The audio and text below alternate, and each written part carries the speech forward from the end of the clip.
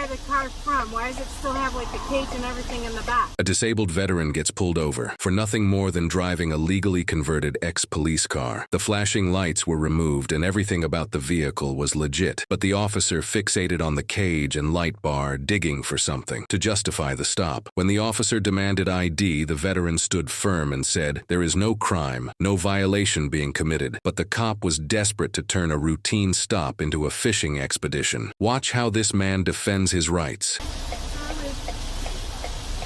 So what is this car? It is a private vehicle. Okay, why does it look like a patrol car? Because it used to be one. Okay. That's not a crime. I understand it's not a crime, but it is a crime to have a light bar with certain colors. That's why I had to turn your overhead down. Yeah, there's no red and blues. So they were pulled out of the push bar too.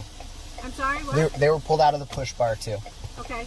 Yeah. And then, so who did you buy the car from? Why does it still have like the cage and everything in the back? Because I do security and I've got a dog. Okay. And I drive Uber as well, and the college kids get a kick out of it. The door's open from the inside, though. Okay. And so what's your purpose of having a light bar on the top? I do security as well. I'm waiting on amber lights. I'm a freelance contractor. Who do you do security through? I'm a freelance contractor at like whoever. Somebody hires you out, or Yep. That's exactly how I do it. And so whoever you bought the car for left everything in there, or did you equip this car with it all? No, it came like that from Oberlin Police. From where? Oberlin Police in Ohio. Oberlin Police in Ohio? Yep. They even left some crayons in here. You want some crayons?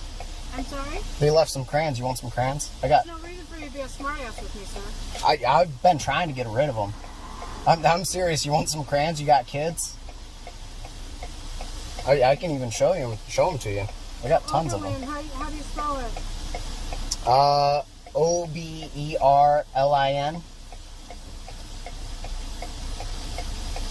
So they left the MDVR and everything in it? Yeah, they did. Their license, registration, insurance as well? For what crime? Well, this is a traffic stop, and I have to record everything on my day sheet. And the reason we're stopping you is to make sure that you didn't have lights, but therefore it's an investigative stop for that purpose. So you do have to show me your driver's license. For what crime? And registration. For what crime? For having the light bar. Is that a crime?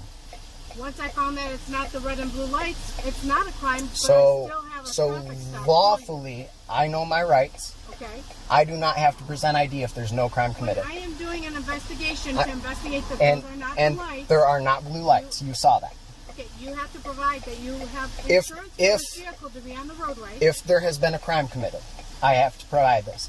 So please call your supervisor. Please call your supervisor now. What's your name and badge number? Psychon 074. Thank you.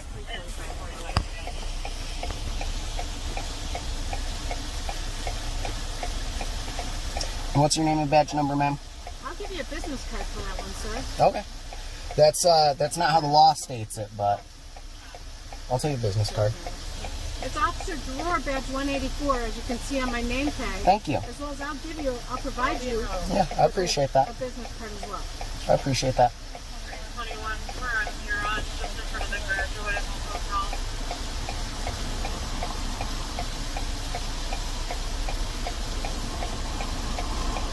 To operate a motor vehicle on the roadway, you have to have insurance. Oh, I understand that, but there is this is over something that's not a crime, as you've already seen. Well, when so you're driving now on the road without the light bar on, I don't know if it's red or blue.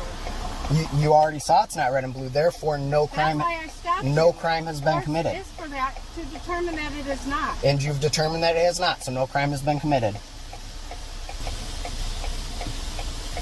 How you doing? How's it going? Good. How are you? I understand you wanted to speak to a command officer? Yeah. So. I can't hear you very well from here. Is there any way to roll the window down slightly? I'm not comfortable with that. Okay. For my safety, I prefer it up. Okay. I just might not be able to hear you very clearly. Yeah. So you can see up there there's no other lights in there other than the 4. I was stopped anyways, turned on the lights. I know my rights. No crime has been committed. I'm not providing my ID. I will only provide an ID if reasonable articulable suspicion that a crime has been committed can be stated. And your officer does not want to do that.